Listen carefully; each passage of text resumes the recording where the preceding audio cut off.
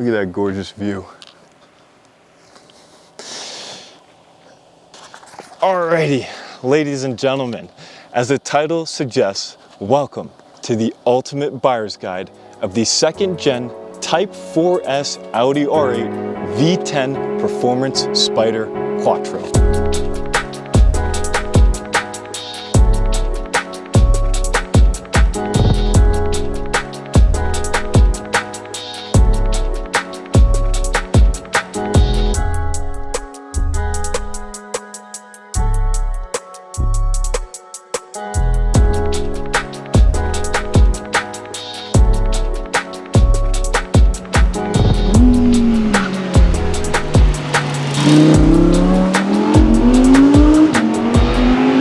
I got a full sheet of notes, so without further ado, let's get right into it. All right guys, so let's cover the first section I got here on my sheet of notes. Just basically talk about the model. Something that's really interesting is that the Audi R8 has been in production for 17 years. And in total, there's about 45,000, almost 46,000 units of the R8 produced across those 17 years. So I think one of the most important things to do first is level set on this specific model, year built, generation, etc. Let's get into it.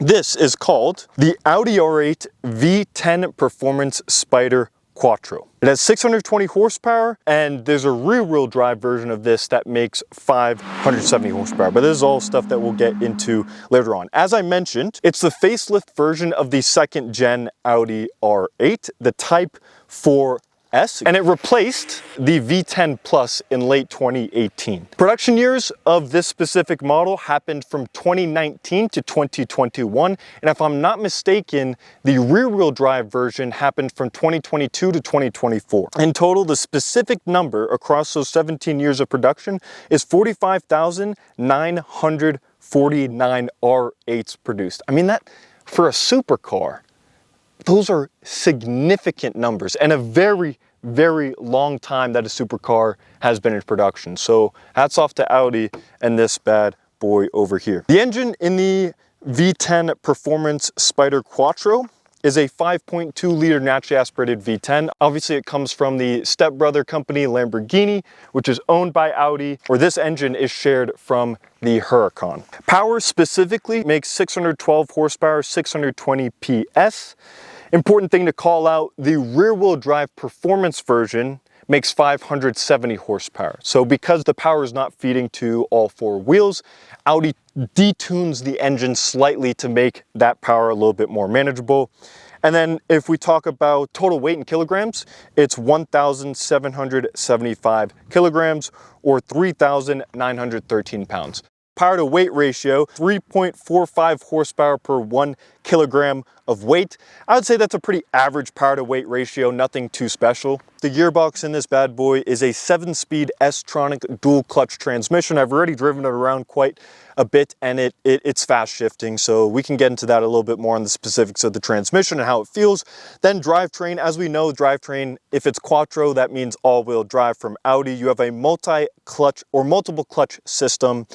And then really the performance metrics, 0 to 60 takes about 3.2 to 3.3 seconds. And the Spyder, which is pretty neat, has a top speed of 204 miles an hour. So you can go over 200 miles an hour with the top down with this bad boy. The next section that I want to cover, which is arguably the most important, price and price trends. So starting off MSRP, the V10 Performance Quattro Spyder was about 222,000 MSRP. For reference, the coupe version of this is actually about $10,000 cheaper. Now about options, right? Options always on these supercars make the price and the MSRP just go through the roof, right? I think we all as supercar enthusiasts and even owners know this. So what are the different options? I would say some of the most notable options to look at are the carbon fiber ceramic brakes, which this car actually has. It comes standard with a performance model.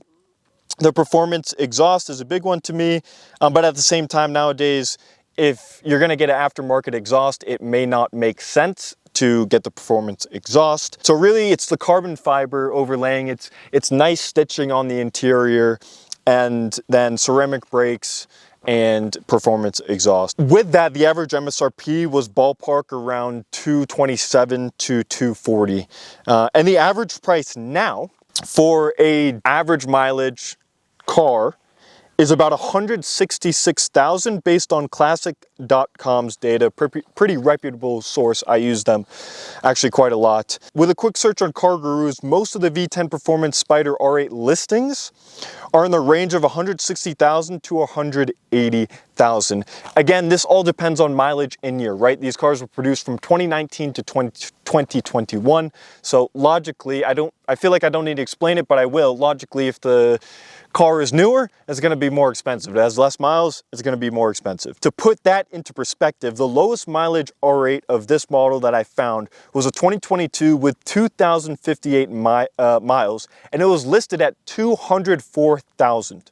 And the highest mileage was a 2020 with 28,057 miles, and it was listed at 155K. That's practically a $50,000 difference. Pretty significant. So always something to think about when you're looking at a car like this. Mileage and year have a drastic impact on the price. And then if we talk about average depreciation, it's going to be somewhere in the ballpark of the 30% range. Again, that's going to vary on some of the metrics I spoke about earlier. Again, I want to touch a little bit more on some of the important specifications to have. So this is what the performance trim adds over the base model. So compared to the base R8 V10 Spyder, the performance model includes a power upgrade. You go from 562 horsepower with 406 pound-feet of torque to 602 horsepower and 613 pound-feet of torque. The result is about a 0.4 second quicker 0 to 60 time. Then you also get sports suspension. These are fixed dampers. This is a really important thing to mention here. The base model uses magnetic adaptive dampers. Audi magnetic ride is what it's called. The performance model switches to a fixed sport suspension with stiffer calibration, which is for the sharper handling that the performance model includes. It's an important point to make because if you think about the ethos of the designer of the R8, they wanted to make a car that was the most comfortable performance car, supercar in the world. That magnetic adaptive suspension is going to attribute to that ethos. The performance suspension, not so much, it's pretty stiff. Then you also get 20-inch forged alloy wheels as we see here versus 19-inch on the base. And then you also get carbon ceramic brakes as standard as well. Additionally, you're going to get the LED plus laser headlights. The base only has LED. And then, as we mentioned, the sport exhaust system. So that just offers a more aggressive sound profile and improved flow. And also the tips are a little bit darker. I love the tips on the Audi R8, by the way. They are some of the coolest exhaust on any supercar, in my opinion. You're gonna get some smaller things like trimmed Alcantara, the fixed bucket seats. That's another really important thing that you'll also get. The next thing that I wanna talk about is important interior trim and key packages. This obviously varies by spec, but really the options where you get to choose is leather choices. You have fine Napa, Alcantara, diamond stitching, interior inlays, which is either gonna be carbon fiber, piano black, or brushed aluminum. Bang & Olufsen sound system. I definitely did not pronounce that right. A very nice sound system. This is standard on most US models, but an important thing to know if you like to jam to music while you have the top down and some gorgeous Austrian views, maybe you want the upgraded speakers. And then the carbon interior package, right? So that just extends the carbon to the doors, the center console, etc., that sort of stuff. That's really the most important and key interior trim and packages to have. Yeah, and that's really it for kind of the important stuff to know about the R8. Next, what we're going to talk about is some of the known flaws. I looked at what customers complained about and then also just general known flaws. So one of the first things is the stiff sport suspension, right? The fixed dampers. And many owners note that the ride in the performance trim is notably harsher than the standard model due to the loss of that magnetic ride, and especially true in urban environments, right? So, or areas with poor roads. I feel bad for anyone who owns this in the UK. Here's a quote from one of the guys. A great car, but I wish it had the mag ride, especially for city driving. You feel everything in the road. So I don't know if it's that harsh. You'd have to check out my review to get the answer to that question. Feeling everything, you know, I mean, there's definitely a lot of stiffer and less forgiving supercars, even when this has the stiff sport suspension. But again, it's real customer feedback, so always something to think about. Next is the sport bucket comfort complaints. Common thing with supercar suspension and the bucket seats are too stiff. Basically what people are saying is the lightweight racing style fixed back seats can be uncomfortable for long drives. And again, this is kind of what the Audi R8's ethos is meant to be. Long cruiser GT, most comfortable supercar. So again, another thing to think about. For me, I haven't spent enough time in these sport bucket seats yet to really give you a proper answer whether or not I think they're bad. And then really the last thing is the brake squeal from the carbon fiber ceramic brakes. Again, another common trend with supercars, but the carbon ceramic brakes, they're standard on the performance trim, and they frequently produce squeaking noises. I've already heard them quite a bit, especially during light braking or in colder temperatures. Here's a quote from Reddit on that. Some guy said it sounds like a school bus when coming to a stop slowly. I don't know if it's that bad. Guy's being a little bit of a drama queen in my opinion, but yeah, there's a little bit of squeak. I mean, that's what you're gonna get. Race car brakes squeak, so what can you say? Really important to note as well is the sticky button situation, right? Sticky button and HVAC dials is a recurring complaint even on the newer models, particularly in hot climates. So I have the top down right now with the sun beaming on it. People say the buttons get really gummy and gross and it really ruins the otherwise clean cabin and interior, which is true. This is a very driver focused and clean minimalistic cabin. I like it a lot, but sticky buttons always take away, especially when you're pressing it for the start and stop. You're pressing that button every time you get in the car. And then basically the last thing to touch on here is reliability and maintenance issues. Sometimes there's an O2 sensor failure, still occasionally can happen, but it's very rare. And then lastly, there really are no major drivetrain or engine problems with this. I mean, this V10 has been in production for nearly 17 years. It's gone through the Gallardo, it's gone through the Huracan, it's now in the R8. You're really not gonna have any powertrain issues with this car, and that is the most important thing to consider when buying a supercar or sports car. You're always worried about the drivetrain issues. That's the most important thing. So to me, the other things are pretty minimalistic, and when you have an engine that sounds this good and is no longer in production in road cars at all, you can't really complain. Let's quickly get over and talk about the last section here. Competition. So I kind of put 3 buckets here, and the first thing, I bucketed really a plus minus $20,000 range. So if we think about really where the price of these cars are lying, it's around 160 to 180. So I would consider competitors for this car to be anywhere in the range of 140,000 all the way to 200,000. I think the first one to look at, it's kind of obvious, is the Huracan, the brother. Now, the interesting point to make here is to find a Huracan in the same price range as a 2019, 2020, or 2021 Audi R8 V10 Performance Quattro Spyder. You have to go back all the way to the first generation Huracan. That's the Lamborghini markup right there. So the LP610-4 Spyder, generally, these things are going to be around 170 to 200K. And I found one listing for 178,000, but it's got 42,000 miles. It's been driven like crazy. So really the point I'm trying to make here is if you want that Lamborghini markup, to find a competitor in the same price range, you're going to have to go back a couple of years to the first generation Huracan, and it's going to be a base Spyder, right? It's not even going to be a performance version or anything like that, and it could have a lot of miles already as well. And to further the point, I found another listing that has under 10,000 miles, and it was listed for 219,000. It's crazy. The LP610 has the same 602 horsepower engine, but a better power to weight ratio of 3.96 horsepower per kilogram. So you're getting slightly better performance, but still, I don't know if that's worth it. Iron Man's car, she looks sexy as hell, and you get a newer car, less miles for the same price, same engine. this kind of is a smarter investment in my opinion. Another competitor in the same price range, that plus minus of $20,000, is a Porsche 911 Turbo S 991.2 generation.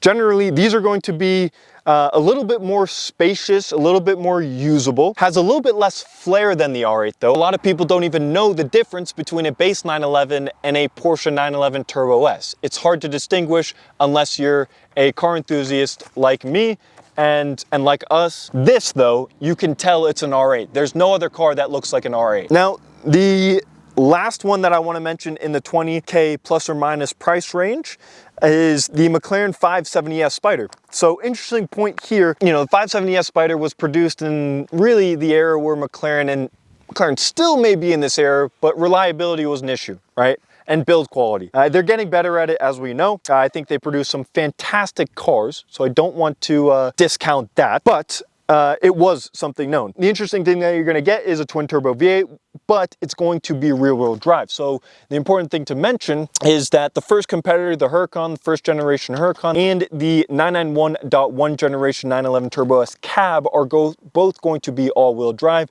This McLaren 570S Spyder is going to be rear wheel drive. So if you prefer that all wheel drive stability, stay away from it. The interesting point to make about the 570S though, it will have the best power to weight ratio out of all three of these. And again, the price range, you can find some cheaper at 110K. The range is really 110 to 190. Yeah, and it's gonna be a little bit harsher, a little bit more performance, a little bit more raw and track oriented and race car oriented. Now, I also created some other quick buckets, kind of cheaper alternatives, so 20 to 50K cheaper.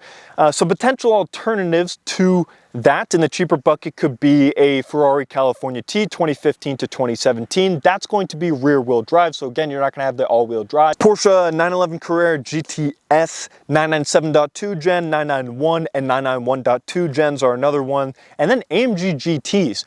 AMG GT C Roadster specifically, I've spent a lot of time and I love that car. Twin turbo V8, so you're not gonna get the naturally aspirated V10. Also rear wheel drive, so you're not gonna get the all wheel drive. And I would say a little bit more suspension stiffness in that car than what we have here. But again, it's a cheaper alternative, right? You're still gonna be able to take the roof down and listen to a nice engine. And lastly is M8 competition all-wheel drives. This is a really interesting point right here because you can see decent mileage where you still, you know, we're talking 15,000 miles, 20,000 mile M8 competition convertible all-wheel drives for $60,000. You can buy 3 of those or have one of these. I still think this is a smarter investment. Don't get me wrong. But again, another important thing to call out, has also more horsepower if I'm not mistaken, 620. Interesting things to think about. If you only want the performance, don't really give a crap about the brand and all that other stuff, that could be an interesting option. You're gonna save a lot of money. And then lastly, the 20K to 50K more expensive, you have the Porsche 911 Turbo S Cabriolet 992 gen. Again, you have to make the point that we made earlier with the 991.2, where average person can't really distinguish a base 911 to a Turbo S. They have no clue. And then lastly is the McLaren 600 LT Spyder. Interesting, it's a more performance-oriented version of the 570S Spyder, a little bit more track focused, 592 horsepower, right? If you want that more raw, aggressive car, that's something to consider. But I wouldn't really say that that's a direct competitor to the R8 Performance Quattro Spyder. A little bit of a list I aggregated there, some competitors, their prices, and where they kind of sit in those buckets. Let me know if there's any cars that you think compete with the R8, this specific model, that you think I missed. I would love to hear your opinions, your thoughts, and even feedback on the video in general, so always welcome to that, and thanks. But before you guys go, we're not gonna just sit here and talk about the R8, we're gonna get out and drive on these beautiful roads for these last 2 sections, and I'm really gonna talk about who I think the optimum owner for this type of R8 is. And then lastly, just in general, conclusions and my considerations on whether or not you should get one, which is yes. We are in the Audi R8, and for really this part, since we're not doing any really review, this is more kind of closing out the buyer's guide video, I will be driving it in the dynamic mode and obviously in manual mode so I can control the gears. I'm gonna turn down the AC a little bit so you guys can hear me better in this gorgeous 5.2 liter naturally aspirated V10.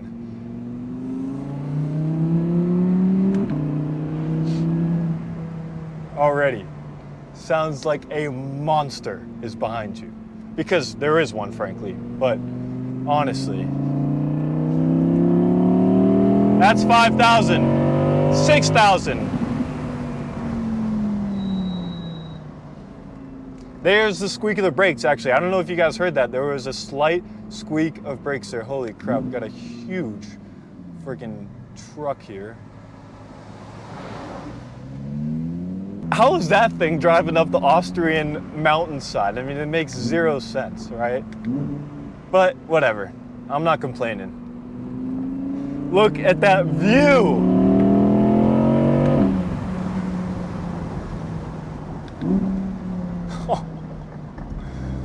Like I said, you know, if you guys want to know a little bit about what my preferences are on the handling, seating position, how the car feels, how it drives, all that sort of stuff, make sure to check out my review. But really, here what I wanted to talk about was who is the optimum owner for a car like this. Yeah, I think I really want to start this out by saying this is Iron Man's car.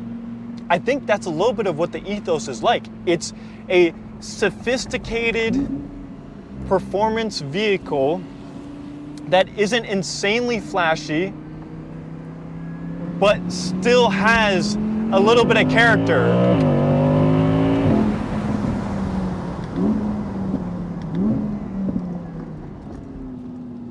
Give it a little bit of a blast there.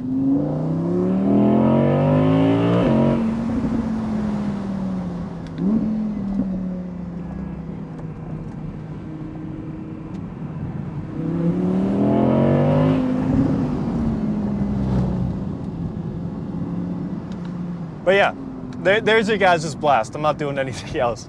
But that's the point I want to make, right? I think the optimum buyer is for someone who wants to be a little bit more sophisticated, doesn't want to be as outlandish as a Lamborghini is, but still wants that naturally aspirated V10, still wants a car that stands out, but it stands out in the right way. Doesn't stand out too much, doesn't stand out in an obnoxious way. It stands out in a sophisticated, classic, you know, distinguished gentleman way. You could wear a suit driving this car and it would not look weird. That's an important thing. Wearing a suit driving in the Lamborghini Huracan, I don't know. I don't know if it fits it that well. 1 second.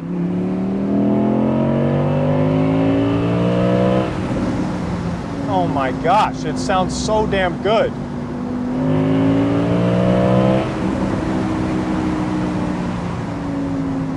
Lovely engine. Lovely engine.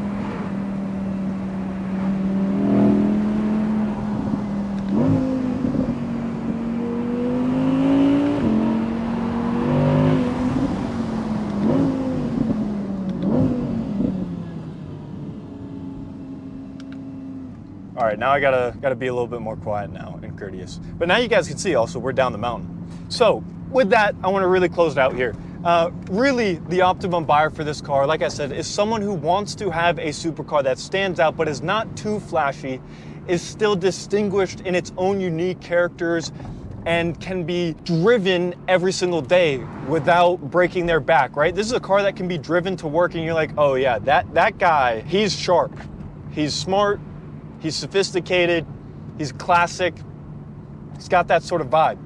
You do that in a Huracan, doesn't really match that vibe. And then also, if you don't want to spend that extra $100,000, but you still want to get a car that's a potential investment, right? Because these V10s are dead, because they're no longer being made, again, it's a car for you.